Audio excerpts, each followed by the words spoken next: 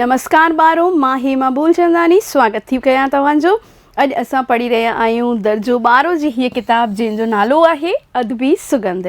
नयो पाठ अॼु असां शुरू करण वारा आहियूं, जेके आहिनि सिंधी शख़्सियतुनि ते निकितल टपाल ऐं टिकलियूं। इहे टपाल ऐं टिकलियूं छा आहिनि, कंहिं कंहिं सिंधी शख़्सियतुनि जे मथां इहे टपाल ऐं टिकलियूं निकितल आहिनि, तिन जो वर्णन असांखे हिन पाठ में ॾिनल आहे। हिन सां गॾु गॾु असां इहो बि ॼाणंदासीं कि आख़िर इहे टपाल टिकलियूं कहिड़े कमु ईंदियूं आहिनि ऐं शख़्सियतूं जेके आहिनि उन्हनि में कहिड़ियूं ख़ासियतूं हुयूं जंहिंजे करे इहे टिकलियूं इन्हनि जे मथां निकितल आहिनि। टपाल थींदी आहे डाक या पोस्ट। तव्हां हिंदी में इंग्लिश में ॿिन्हिनि में डाक या पोस्ट जे बारे में पढ़ियो हूंदो। टिकली थींदी आहे स्टैम्प। स्टैम्प यानी कि जेका टिकट लिफ़ाफ़े जे मथां लॻाई वेंदी आहे। अॼुकल्ह त जीअं कुरियर सर्विस वधीक हलंदी आहे त उन में टिकट न लॻंदी आहे, पर जेको डाक विभाग असांजो आहे, भारतीय डाक विभाग, उहो अलॻि अलॻि समय ते अलॻि अलॻि पैसनि अलॻि अलॻि रुपयनि जूं टिकलियूं जारी कंदो आहे ऐं हुन डाक जी वज़न ऐं कहिड़े शहर में, कहिड़े गांव में, कहिड़े ॻोठ में उहा वञणी आहे, उन जे आधार ते, दूरी जे आधार ते उहा टिकट उहा पैसे जी उन जे मथां लॻाई वेंदी आहे। त अचो शुरू कयूं पाठ असांजो सिंधी शख़्सियतुनि ते ठहियल टपाल ऐं टिकलियूं भाङो पहिरियों। हिन पाठ खे मां ॿिनि भाङनि में विञाए करे पढ़ाईंदमि। इहो अॼु असां पहिरियों पाठ पढ़ंदासीं। उमेदु आहे कि तव्हां पाण सां गॾु तव्हांजो दर्सी किताब खणी करे वेंदा, जेको आहे अदबी सुगंध। हिन तरफ़ मां जेके नवां अखर अची रहिया आहिनि या ॾुखिया अखर अची रहिया आहिनि विच में, जीअं कि ही वसीला, तइलीम, टपाल खातो, इन्हनि जी माना हिन तरफ़ लिखी रखी आहे। मर्कज़ी सरकार जो कारोबार कामयाबीअ सां हलाइण लाइ घणेई विभाग या खाता बर्पा कया विया आहिनि। बर्पा कया विया आहिनि यानी कि ठाहिया विया आहिनि। यानी कि असांजो जीअं स्कूल जो हिकु तरीक़े जो डिपार्टमेंट ई आहे सरकार जो, त उन में बि तव्हांखे जीअं किताब खपंदी आहे त तव्हां लाइब्रेरी में वेंदा आहियो। तव्हांखे कंहिं टीचर सां कमु आहे त स्टाफ रूम में वेंदा आहियो। तव्हांखे हेड टीचर सां कमु आहे त तव्हां उन जे रूम में वेंदा आहियो। तव्हांखे कंप्यूटर सां रिलेटेड कमु आहे त तव्हां कंप्यूटर वारे रूम में वेंदा आहियो। इन ई तरीक़े सां सरकार जेका आहे पंहिंजो कमु अकेले न करे अलॻि अलॻि विभाग ठाहिया आहिनि। जीअं कि डाक विभाग, उन्हनि मां हिकिड़ो आहे। रेल विभाग, जंहिंजे हथ में रेलवे जी सॼी बागडोर आहे। इन ई तरीक़े सां स्वास्थ्य विभाग, शिक्षा विभाग, अलॻि अलॻि विभाग आहिनि। त इन में असांखे ॾिनल आहिनि तइलीम यानी शिक्षा, मेडिकल यानी कि स्वास्थ्य, माली वज़रात, इंसानी वसीला, सामाजिक न्याय, जनसंचार, टपाल खातो वग़ैरह। ऐं असांखे हिन वारे पाठ में इन टपाल यानी कि पोस्ट ऑफिस, जेको कि जितां असांखे इहे टपाल टिकलियूं मिलंदियूं आहिनि, लिफ़ाफ़ा मिलंदा आहिनि, पोस्ट कार्ड मिलंदा आहिनि ऐं ॿिया बि घणेई कम थींदा आहिनि, खातो बि खुलंदो आहे। उन विभाग कहिड़ी कहिड़ी टिकलियूं जारियूं कयूं आहिनि उहो असां हिन में पढ़ंदासीं।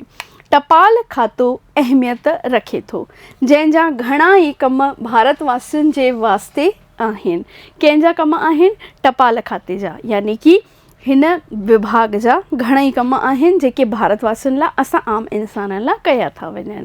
पर ख़ासि अहम कमु आहे हिकु शहर मां मोकिलियल टपाल ॿिए शहर में ॾिनल एड्रेस ते पहुचाइण, जंहिं लाइ उन लिफ़ाफ़े ते टिकलियूं लॻायूं वेंदियूं आहिनि। इहो ई मां तव्हांखे ॿुधायो कि भई हिकु लिफ़ाफ़ो या हिकिड़ी डाक अगरि हिकिड़े शहर मां ॿिए शहर ते मोकिलणी आहे त उन में टिकट लॻाई वेंदी आहे।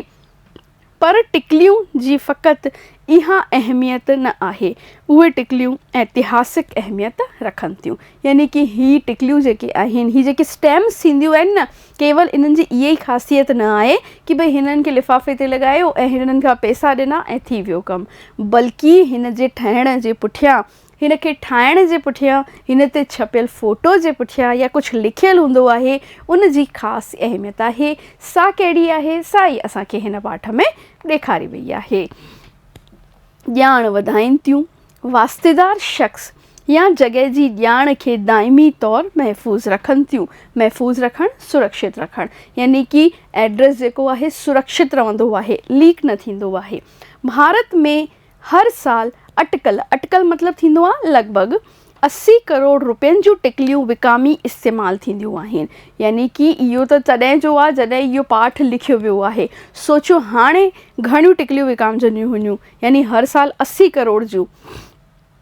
अॼु असीं सिंधी शख़्सियतुनि ते जारी थियल टपाल टिकलियुनि जी ॼाण हासिलु कंदासीं। यानी कि हिन पाठ में असांखे जेके सिंधी ऐं सिंधी शख़्सियतूं थी करे गुज़रियूं आहिनि न, उन्हनि जे मथां जेकी भारत सरकार टिकट जारी कई आहे उन जी ॼाण असांखे हिन में मिलंदी। मुल्क यानी देश।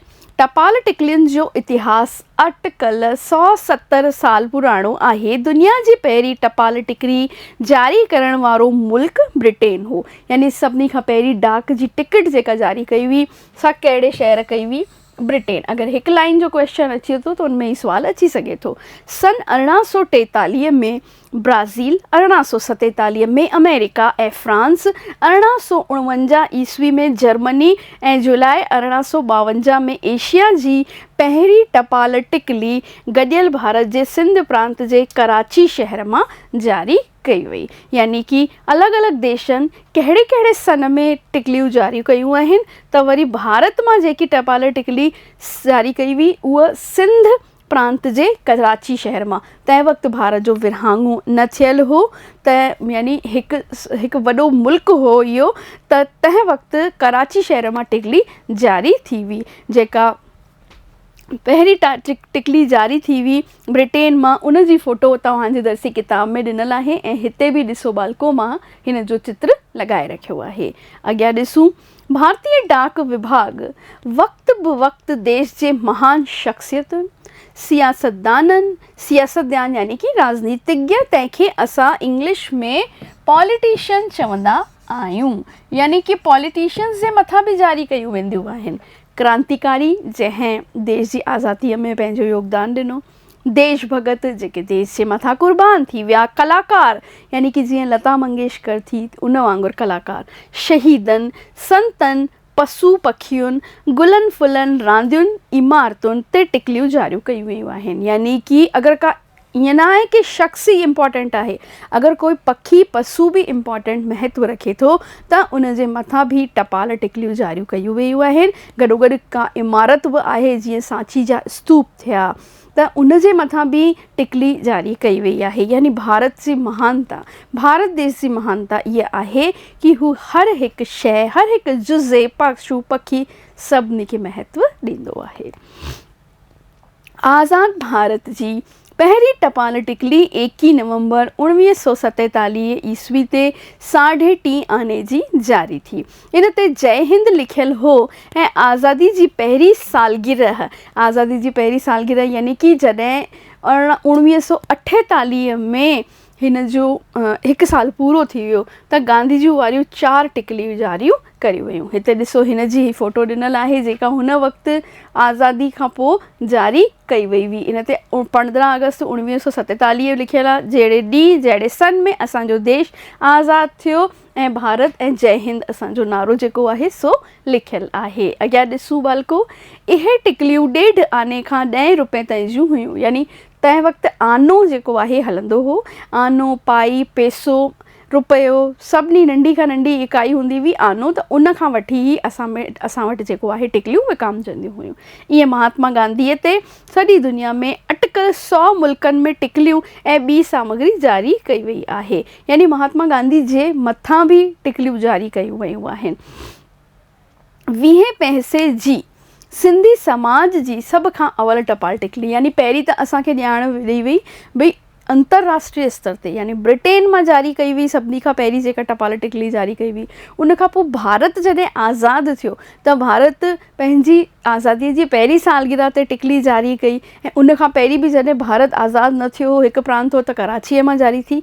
इहे असांखे देश दुनिया जी ख़बर ॾियण खां पोइ हाणे असांखे ॿुधाए रहिया आहिनि कि भई असांजे सिंधी समाज जे लाइ कहिड़े न गौरव जी विषय आहे इहो कि भई असांजे समाज जी शख़्सियतुनि जे मथां जेकी हिते ॾिनल आहे। साधू वासवाणी, हिन जो तव्हां वटि हिकिड़ो पाठ बि आहे पूरो 12 दर्जे में रखियलु आहे। उन्हनि जे मथां जेको आहे हीअ टिकली जारी कई वई आहे कि मशहूरु तइलीमदान मतिलबु शिक्षाविद, छाकाणि त आचार्य साधू वासवाणी जिन जो TL वासवाणी नालो हो, तिन जा मिशन हलंदा आहिनि। अॼु बि हिननि मीरा कॉलेज, मीरा स्कूलनि जी स्थापना कई हुई ऐं बालिका शिक्षा खे प्रोत्साहन ॾिनो हो। हिननि जो पहिरियों हिननि खे लॻो कि भई मायुनि खे जेको आहे शिक्षा ॾिनी वञे, त उन्हनि जी जन्म शताब्दी मतिलबु जॾहिं हिननि जे जन्म खे 100 साल पूरा थी विया त 3 वरनि खां पोइ 25 नवंबर 1969 ईस्वी में हिते साइज़ ॾिनो वियो आहे। 3.8 सेंटीमीटर × 2 सेंटीमीटर जी टिकली हिननि जे मथां, हिननि जी यादगिरी में असांजे साधू TL वासवाणी जे मथां जारी कई वई। हिननि में हिननि जो ॾिसो बालको फ़ोटो बि ॾिनल आहे। अगरि तव्हां पाठ न ॾिठो आहे, न पढ़ियो आहे त ज़रूरु पढ़ंदा। डिटेल में हिननि जे बारे में हुन पाठ में असांखे ॼाण ॾिनल आहे। हाणे ॾिसूं दादा कहिड़ा कहिड़ा कम कया। साधू TL वासवाणी जे बारे में ई आहे इहो। पुणे में दादा जो मीरा तइलीमी संस्थान ऐं केतिरनि शहरनि में संदसि यादि में बर्पा थियल साधू वासवाणी स्कूल, साधू वासवाणी मिशन पारां थींदड़ घणेई परोपकार जा कम संदन महानता जी साख ॾियनि था। यानी कि हिननि परोपकार जा कम कया, ॿियनि जे मथां जेको आहे भलो कयो, उहे कम कया। ऐं 25 नवंबर हिननि जो जन्मदिन मल्हायो वेंदो आहे ऐं हिननि जो जन्मदिन असां सभु सिंधी कहिड़े ॾे जे रूप में मीटलेस डे, यानी कि नो मीट डे तंहिंखे चइबो आहे। असां उन ॾींहुं मांस जो सेवन न कंदा आहियूं, इहो ॾींहुं मल्हायो वेंदो आहे। हाणे इहो जेको असांजो पहिरियों जेको भाङो हो बालको, उहो हिते ई ख़तमु थी वियो आहे, जंहिंमें तव्हां पढ़ियो असां साधू TL वासवाणी जे बारे में, जेका अंतर्राष्ट्रीय स्तर ते पहिरियों जो दफ़ो जेका लागू थी वई, असांजी टिकट आई, भारत में कहिड़ी टिकट ठही, आज़ादीअ खां पोइ कहिड़ी टिकट ठही, उन जे बारे में असां पढ़ियोसीं। उमेदु आहे त इहो पाठ जो पहिरियों भाङो तव्हांखे सुठो लॻो हूंदो, तव्हांखे सम्झ में आयो हूंदो। मिलंदासीं हिन जे ॿिए भाङे में, तेसीं ताईं नमस्ते।